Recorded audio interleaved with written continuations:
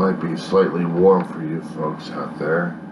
It's about 23 degrees outside, and it's close to 6 in the morning Pacific Coast time. Yeah, it's me again.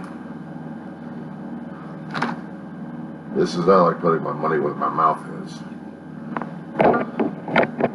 I'm going to have to go into the archives that I've got over the past year. Every video I've got, setting up separate section or another separate channel, and then putting all of my personal notes on there to prove, to put my money where my mouth is, of how bad this damn thing has been kicking my ass. I can't tell you how bad the damn thing's been kicking my ass. At least I can. Because I've been doing it for over a year and a half, nearly 2 years, I think. I've lost track of time.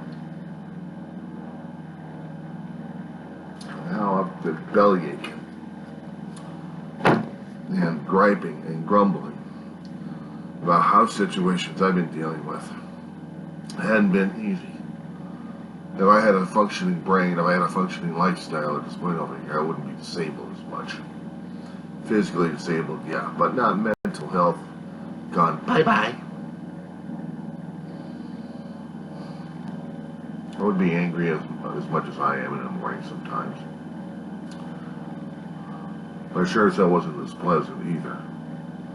Especially when I had to get up and get stuff going in life. My back's already giving me shit. My neck's already giving me crap. And the cold's not exactly helping much, even though I kept saying I would prefer the cold instead of the heat. In the heat, you can't take off as much, but in the cold, you can layer up as much. The only drawback is the cold usually affects the damn muscles and nerves to the point where I'm about to scream. But screw it. I gotta live anyway, so fuck it. And screw the damn language right now as it is, because I always had to keep it polite and nice for YouTube and Google. You know, polite.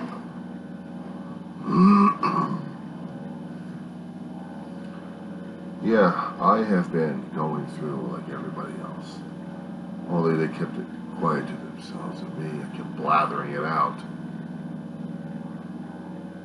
You know, I keep hearing the reporters going over with the doctors concerning about how a damn biological warfare has been affecting us environmentally, and then it's affecting us mental health. But they're more worried about the kids because they're going to be growing up screwed up. What about the adults who've already been fucked up already at this damn thing? I'm sorry, we don't count much, do we? In fact, do they even count if we got any suicides going on because of the damn bug or something else associated with the damn bug? I mean, come on. I already had like grief situations happening before the COVID kicked in, and I was already teetering on going over the edge and saying, fuck life. Fuck everybody. Because I was angry, I was hurting, I was in pain. Nobody gave a flying fuck. No friends, no family, nobody. Well before the COVID kicked in.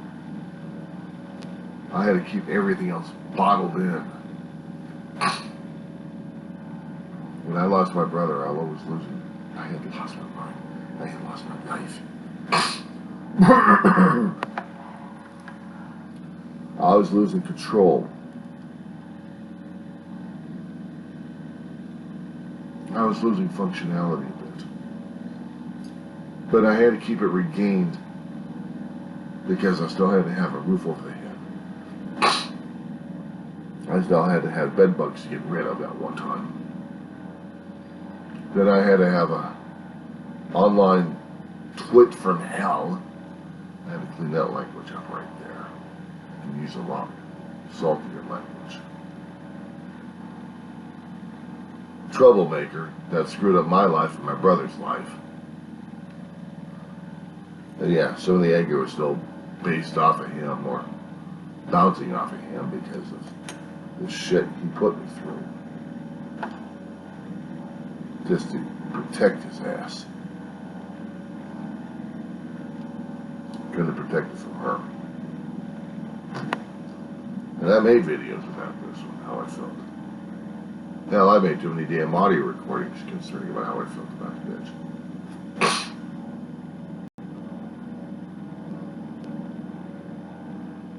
I can't tell you how many times I've got other people online right now hoping to be my friend. I don't want a fucking friend right now. Because every time I keep seeing these, I'll be your friend, it's like they're 20 or 19-year-old. I'm like, get away. It's like, what do I need to do? Get a crucifix in front of your face? Start praying up a storm? Or do a hell of a lot worse? Is that a threat? I don't know. Is it perceived as such? Because when I have somebody keep smiling their asses off, keep shaking their asses and faces at me in these friend requests, and not to mention the damn comments and the likes, I've got to the point where I've become paranoid about anybody and everybody online. The people I know, the people I theoretically trusted, I still keep a little bit of a distance, but at least I know where they're coming from and who they are. They say keep your enemies close, actually friends close, but your enemies closer.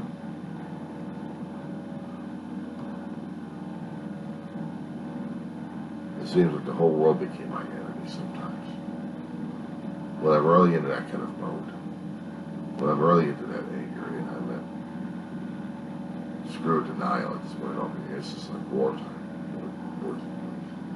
There have been times I woke up crying my head off because I would have a dream of involving my brother or my mother in mad at me.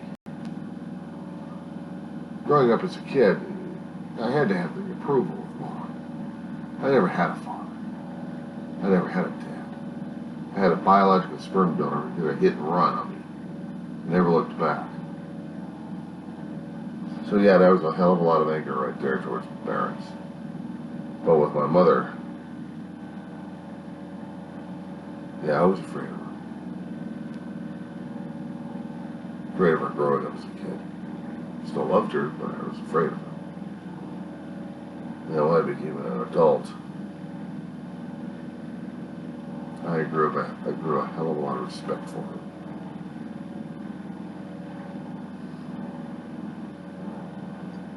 She's passed away. I saw her deteriorate right in front of my eyes, slowly. I saw her die before me, little by little. Because her family that she grew up with, the family that she fell in love with as well. Besides her two boys, she had other sisters and brothers, and a few nieces that she loved. All gone. It's like tearing her apart left and right, piece by piece by piece. It wasn't enough that my brother and I could keep her alive. She already decided she was going to die. She was just letting her subconscious kill her, slowly but surely. She didn't have anything else left to live for. She saw her two guys struggling to keep her alive, but they never had a life. When she passed away, we had to find that life.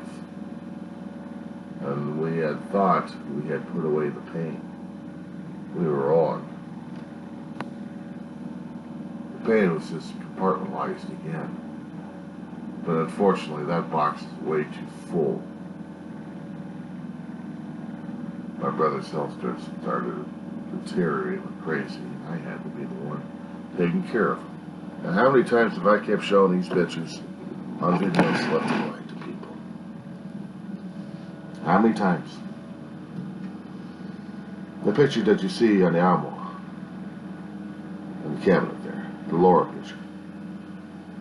Always.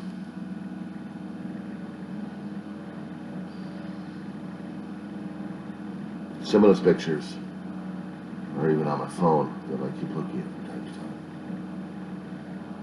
I did that back looking at it constantly. I'm not looking at the picture. Unless I really want to get that emotional trigger, not from happening, but just to get the rest of my stuff going.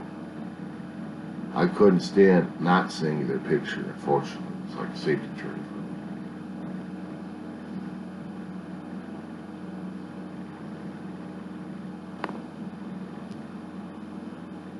I get pissed off. I was going through a Facebook posts. This one guy's got a geopolitical situation going on inside of his encampment, his groupies. But he's also trying to question what's Christianity, what's this, what's that. And he also kept challenging grief. And a lot of people have responded to it. I know it's been said that we all handle grief in our own way. We all handle grief in our own way. The processing. How long does it take? How long does it take for it to go through the system and come out? It's not like garbage in, garbage out, or food in and waste comes out. See, I don't get it that grief has this long lifespan. The thing is, grief has an eternal span to it. Starting when I lost people in my life, and I had to keep shoving those damn emotions and thoughts and feelings right into a damn cave and closing it up. And I realized that the damn pressure was still building up in there. There's like so much that you can shove in there so you can keep processing life. As a kid growing up through going to school, you have to have functioning brain. You have to have a functioning intellect. You have to have a functioning life.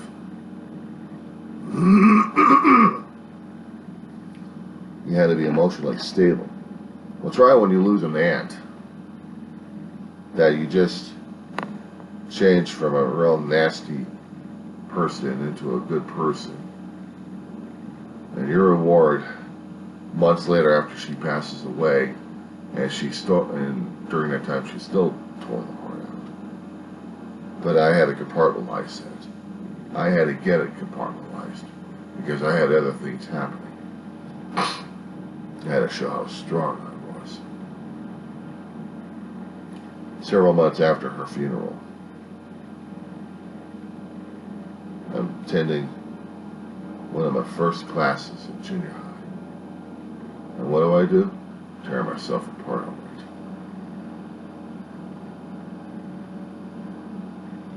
I had a dream about my aunt.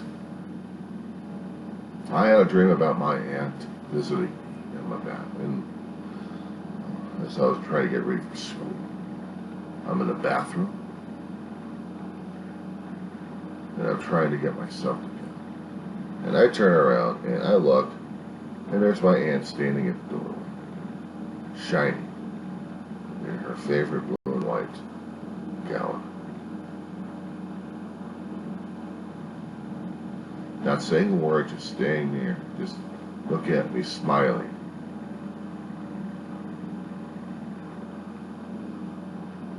And it tore my ass apart.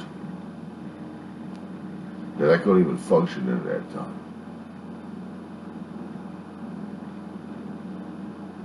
And I barely got through school because the memory was tearing me apart.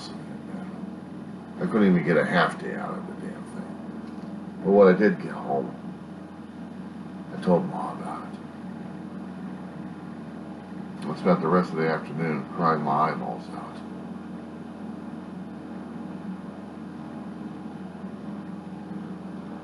I was devastated.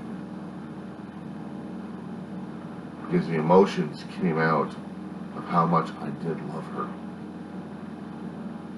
The meanest aunt I had ever experienced in my life. And it was a profound change one way, because when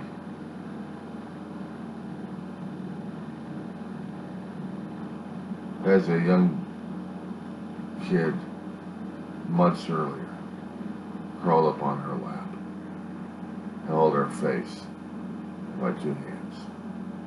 I don't care how big you get. I don't care how right you get. I'm still gonna love you. My brother saw it, actually heard about it, I guess. All I know was an instant change in her face. Because she was trying to do the mean aunt, and she couldn't. She found herself a partner who could play cards with her and have fun with her.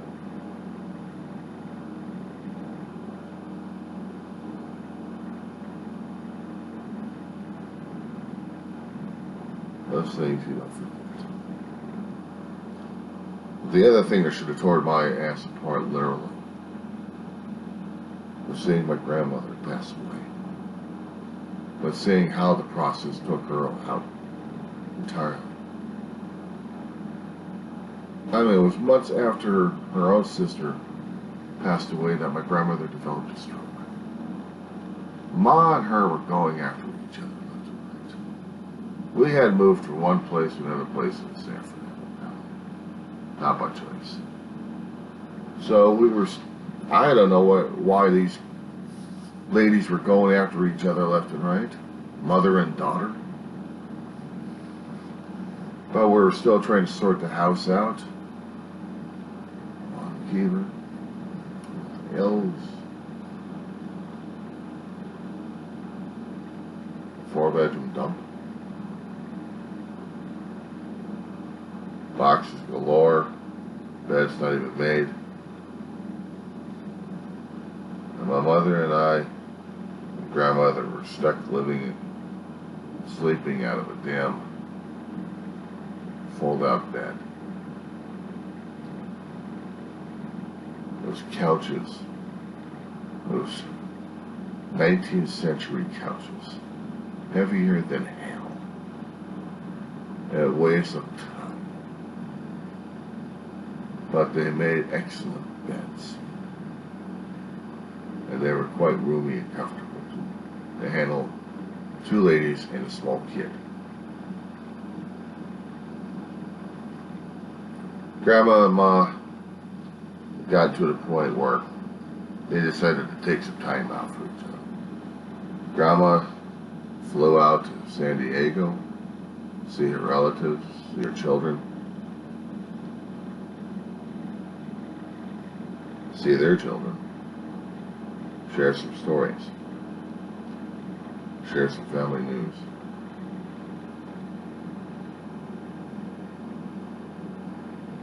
The next thing we know is we're getting a phone call from our uncle down there, my mother's brother.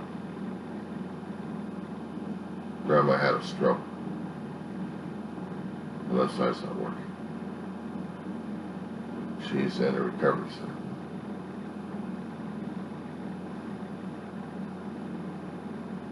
There was not much activity they could do for her to put her into a home. Ma wasn't about to have Grandma in a home. She'd already seen how Aunt May had responded in a home.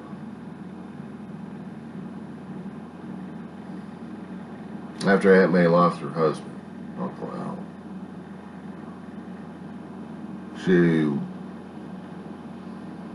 grief had taken this lady and turned her into a horrible lady because she didn't know how to process all that damn pain.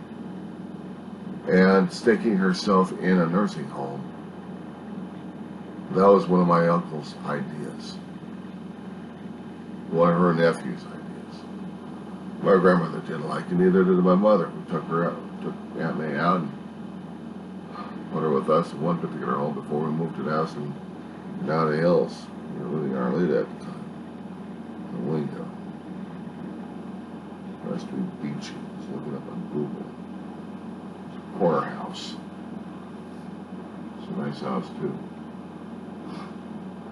There had been times, I mean, I have videos of explaining my move history all throughout the San Fernando Valley. During this time, Dave and I were recovering from a car accident, a rush job from Arleta to North Hollywood. Brother gets a license, screws up the damn car. Denver kills me in the process. Dave's got to work on his trust issues.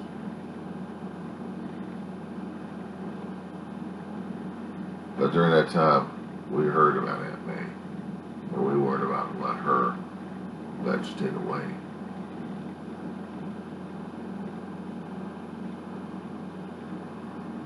Aunt May had been with Uncle Al for a hell of a long while. These two loved each other. The grief is so tremendous that Aunt May could not function very well in her home.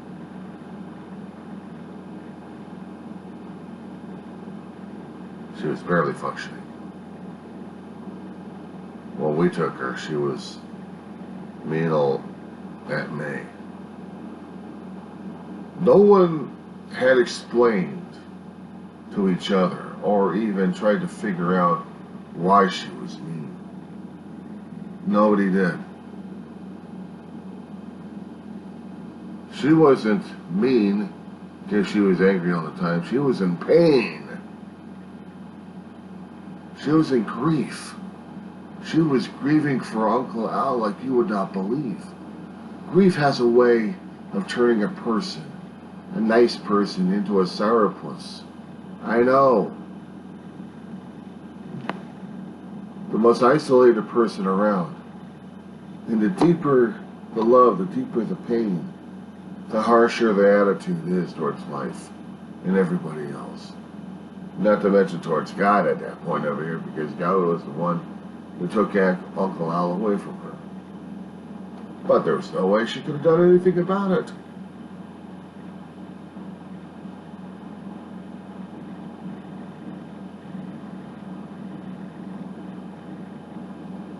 She was grieving a hell of a lot.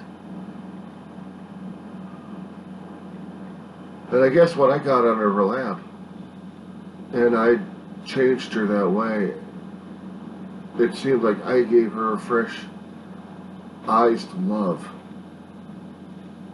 Maybe somehow she was seeing Uncle Al right there.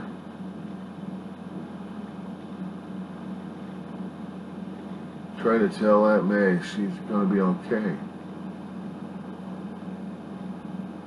I guess someone else didn't care about right now. Something changed. Maybe it was me, but I know that she was in pain a great deal and she couldn't deal with it. Grandma had the stroke years later, and Ma and I, Dave, were still handling it. But David was going into was in the military at the time and couldn't even take time off to take care of her, so he stole time from the military. I had to pay that back the worst way.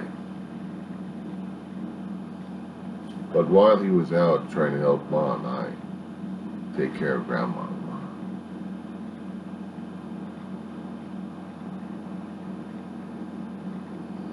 I didn't realize how bad Grandma was. We knew that she had a stroke, but we didn't realize that she was going to get more strokes to take her out. Dave had to go back in the military, make amends, do time, and punished severely for his time out. That conduct. He was never able to get that damn thing really changed at all. Right now, the only thing he's entitled to is a military funeral. That's about it. Care about the damn honors. Actually, I do care about the damn honors because to me, my brother earned them. Great deal.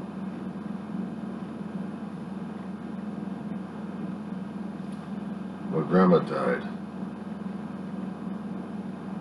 Mama changed. More harder. More harsher.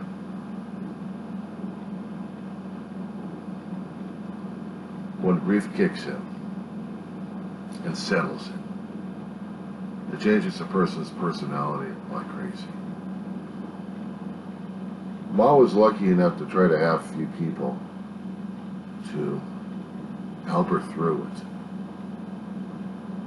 Besides Dave and me, constant irritants and constant sons, constant gophers. We were the sons of Mary Ann.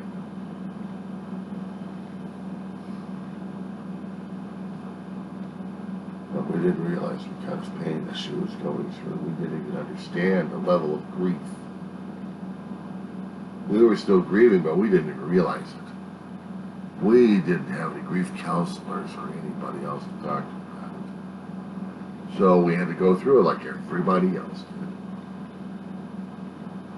And if we knew that there was maybe some grief support back then, back in the 80s, would we have done something about it? My brother's way of doing it while he was in the Navy was dealing with drinking and drugging. Marijuana maintenance.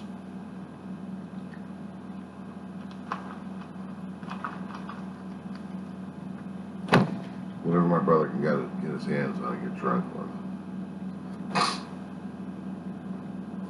Come home at night being drunk as hell and couldn't even deal with Ma or anybody else for that matter. Navy was screwed up. Everything was screwed up. My life, my family's life, was trying to find every negative way of dealing with life itself. And dealing with grief, dealing with pain, dealing with loss of life. There is no menu. There is no cheat sheet, no PDF file, no book on how to live life. You just have to live and survive it. Some people had to turn into serious negative people where they're chewing everyone else out.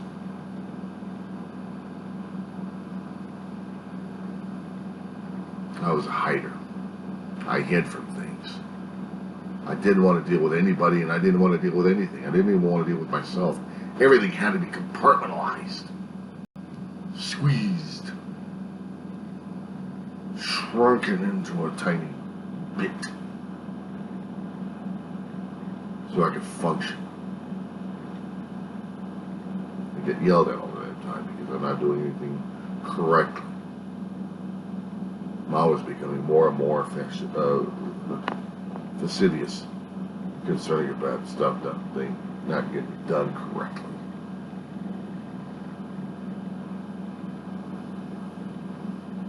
Little did I know that maybe part of that personality change throughout the years was the grief that she was still trying to process regarding Grandma.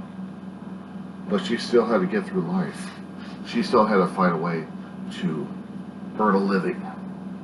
So she had to find ways to get rid of her pain.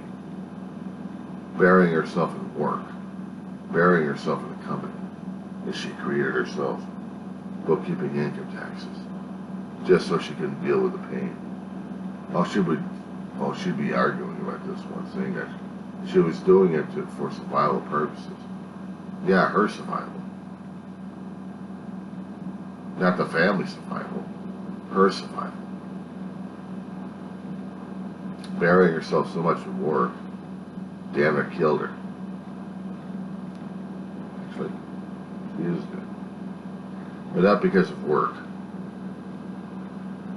Her health had deteriorated a hell of a lot.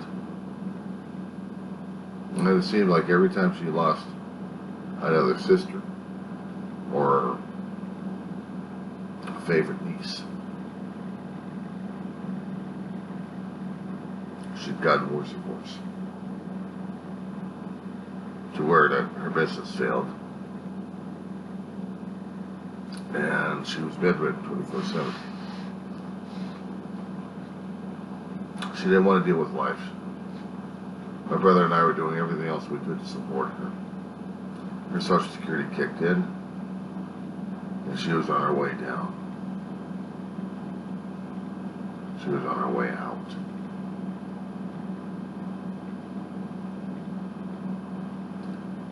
Don't tell me about grief. I've seen grief tear apart people's lives. I've seen it how it destroyed people's lives. Process that we all have. If it takes control of us that badly, we're gone. For me, everything had to be compartmentalized. But the problem is, if you stay there,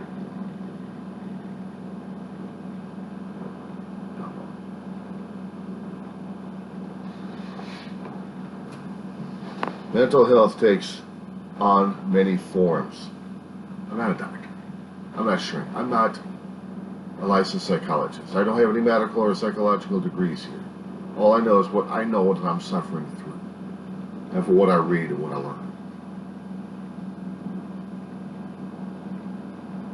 And I already know that I'm going through a hell of a lot of mental illness through different ways. My sleep patterns haven't been the same in years. It's gotten worse. My breathing's become a little worse. I gotta get me a new CPAP machine. That's not it. When I start feeling my will kind of slipping a little bit, I'm saying that I need to kill myself somehow. See, that's the thing that gets people's attention right there. He's a suicide risk. We have to follow, now we have to find him. Now we have to take care of him because he's a suicide risk. We don't want that stigma here in society. It's embarrassing. It doesn't help me, it helps them. It's a public relations nightmare. They'll probably think I'll do something sporadic or something that'll jam up things or jam up the airways or pull me on camera and say, look at me, I'm going to kill myself.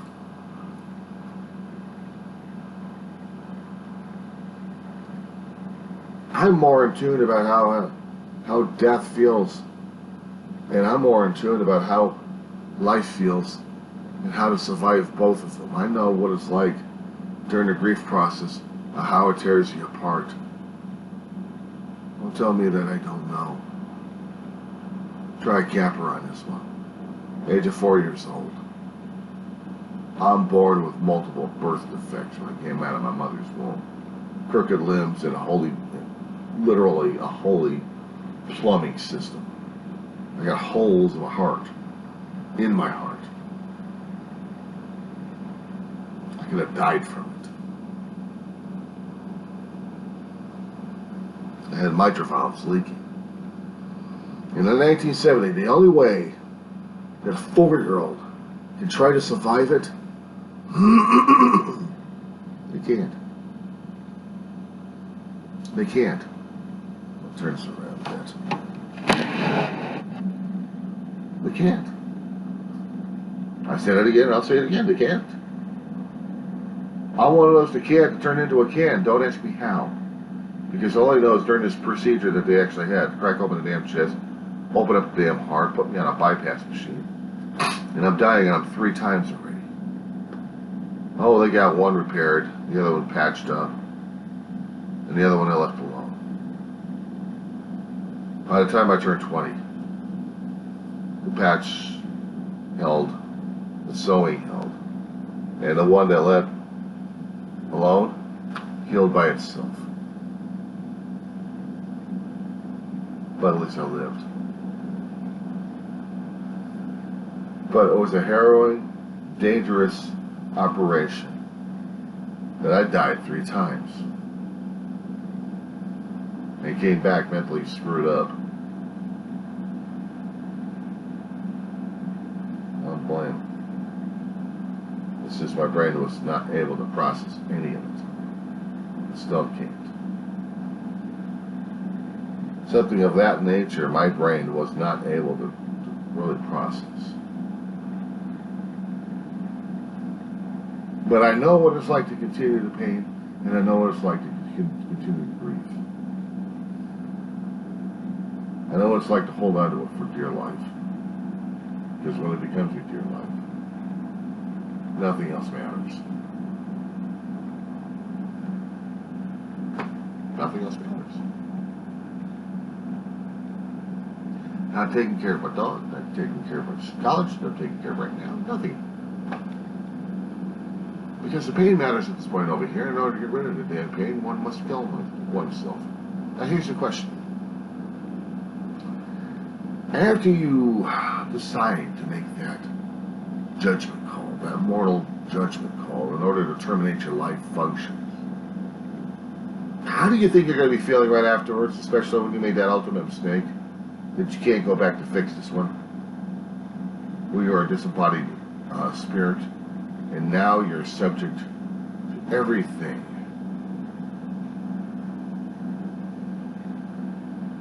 And there's no way to, you're screwed. You're a spirit. You can't go back into a physical form to make the corrections in everyone else's lives. You can't go back to the past to change your mistakes or change how you felt concerning it. There's no way to change it. When the things happen, you feel it at that point, at that moment. And either you continue to experience this or you move on. And I thought I moved on, but apparently I compartmentalized it. I shoved it in.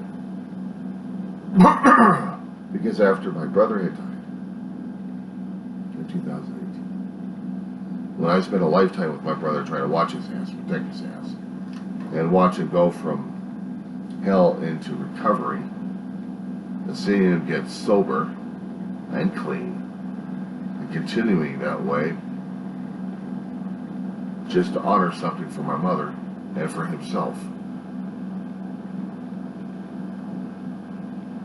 Hardly anybody ever gave credence on that, did they? And no one ever came over here to see how the hell I was doing right after my brother's death. How the hell I was taking it. Luckily enough, my brother and I had made friends here in this particular apartment over the last 5 years. It actually cared enough to see how the hell I'm doing after my brother's passing. Instant passing. It just happened. My brother couldn't breathe. He barely got out the words. He was already suffering through a stroke. The auditory portions of his brain. So, the only things that he could get right is, John, I can't breathe. I called 911, checking up on him, getting stuff ready. Well, when you're a caregiver, I have been for my brother for the last several years of his life, seeing his health deteriorated, you had to keep stuff in the back of your head for a checklist of what you need to carry with you all the time. And when you go to the hospital, what you need: medical records, change of clothing, a way to get back home. Especially when one doesn't have public transportation, and not to mention trying to arrange rides with friends, trying to get back to the home, miles and miles away from the hospital. Welcome to the Antelope Valley. And the hardest damn thing is, I got into a routine where my brother would be going to the hospital to the emergency room, mostly to get checked out, and then get released, and then trying to find a way to get back home, either by friends or by public transportation. And that was a bitch right there. Well, when I got into a routine like that, I didn't realize that this time it was it.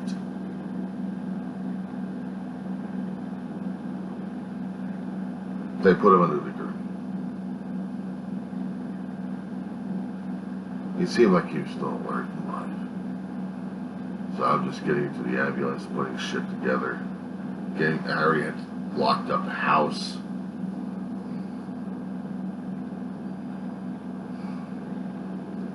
And I probably get to the first passenger seat, and I'm calling home. No, I'm not calling home. I'm calling friends. I'm texting. I'm trying to get rides. The next thing that happens is as soon as we get to the emergency room over at Antelope Valley Hospital,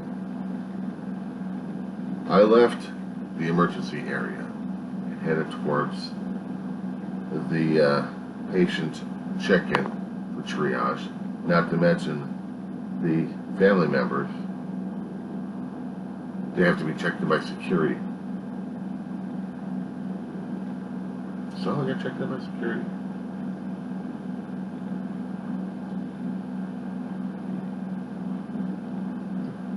The next thing I know, the security is escorting me to one of the trauma bays. There's a corpse.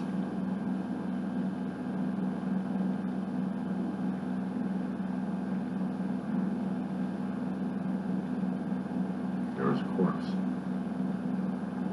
Leads, hoses, needles,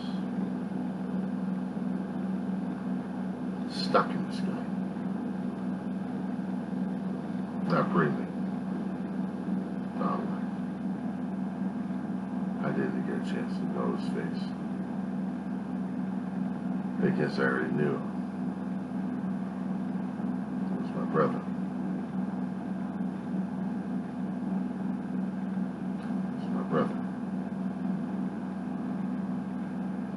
And I yelled and screamed at him. Get his ass up. Seal doesn't lay down like this. Get your ass up. No. He gave up in the ambulance.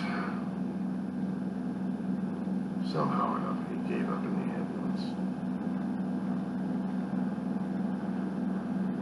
ambulance. Shock, fear, anger,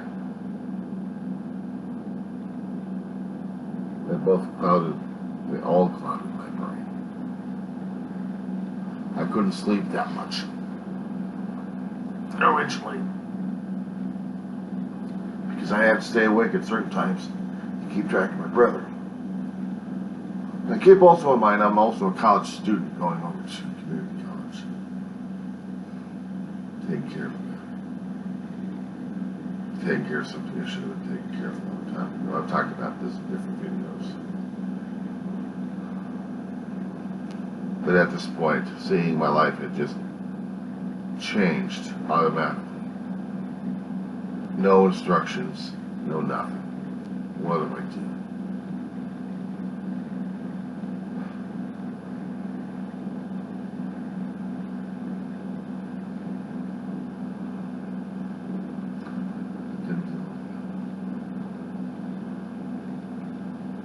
Couldn't deal with it at all. I also had to find a funeral place to take care of his body.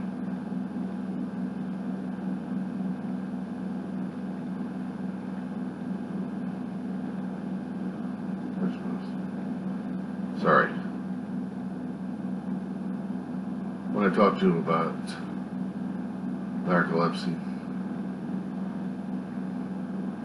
just kicked in.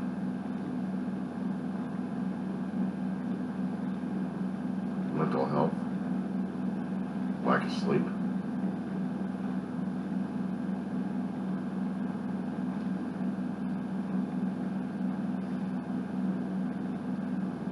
And yet I'm supposed to expect him to be functioning for the next semester.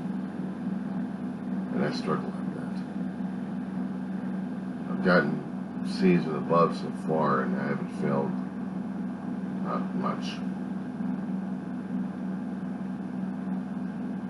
so I'm still struggling with it. But the winter time is when it gets worse. When my mother passed away back in 2013, it was in February. On a rainy day. She always loved rainy days. Yeah, she always loved the smell of rain. Especially when it hits asphalt. So. But also it's, I don't know what kind of a time it is for her. Especially when she's dealing with that kind of stuff. She always loved the rain. She always loved cloudy weather. I did. But I like cold weather a little bit, but I didn't like summer all that much. And Dave and I said goodbye to her for the last time. It was raining. And it felt like she was crying. I felt like I was crying. It wasn't hard, it wasn't windy, it was just gentle on the face. Pure gentle. And now is the end of winter time. My brother's passing when he died. It was in September. The start of winter.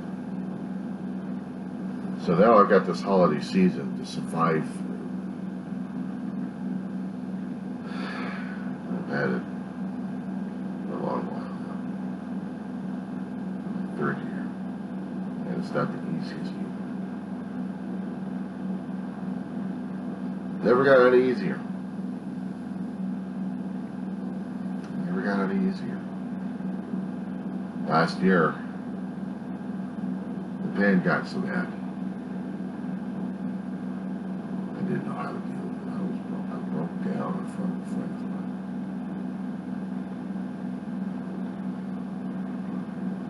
I wanted to do something to make the holiday season memorable. I wanted to make the holiday season worthwhile.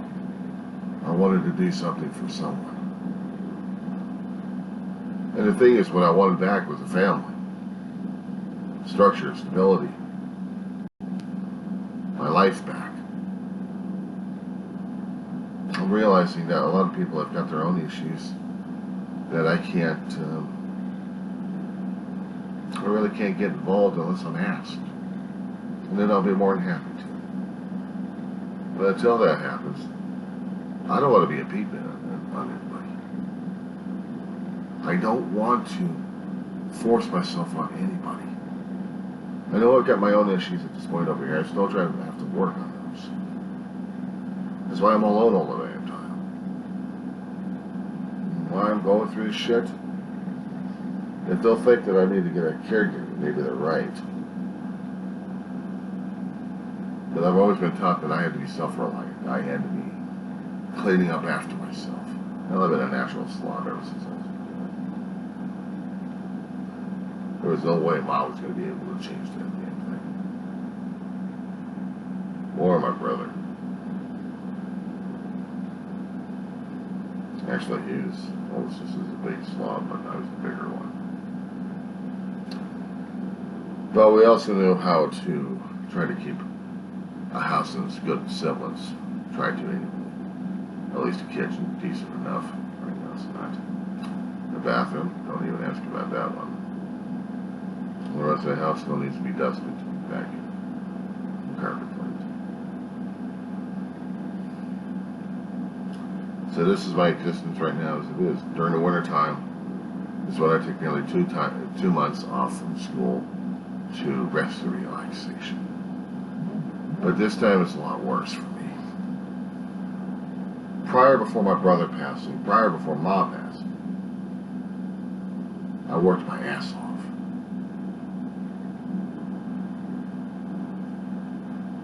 As I explained before in other videos, I've had jobs.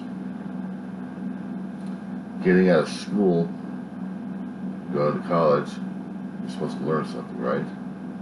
I learned in 2.5 years I can waste, and nothing else matters. Except, Mom got on my case for this one. Stealing money from her purse, screwing up in school. My grades were failing like crazy in college. She saw it. She saw it was coming. She didn't want to deal with the failure in her life. No matter how much she tried to make me a success. She tried. I didn't. I did not. I didn't care. I wanted to get the hell out of there, but I was too damn afraid to. I needed structure and support. What happens? Letter of academic separation. You come back the year afterwards, or have a nice day, Mr. Weaver. Ma saw the or and said, have a nice day, Mr. Weaver. You got two choices, work full time, or you'll live out there in the streets. 30 years of hard labor. Different job skills. Winding up in a job that damn near killed me. So here I am disabled. Trying to deal with things.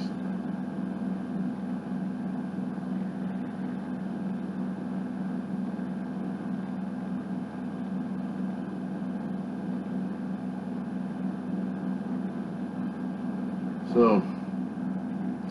since feeding out again, what I'll probably be doing is sitting back in the bed and sleeping again. Narcolepsy is back with a vengeance. This is my story concerning about how I'm trying to deal with life right now.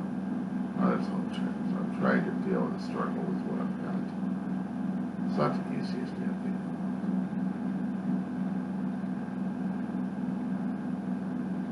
I didn't want to be a burden on anybody. I didn't want to be a mooch.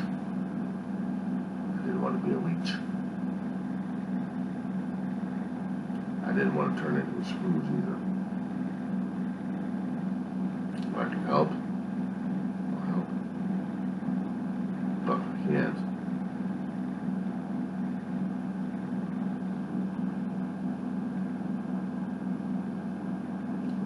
sorry, this is going to be promising. So I'm going to end it right now.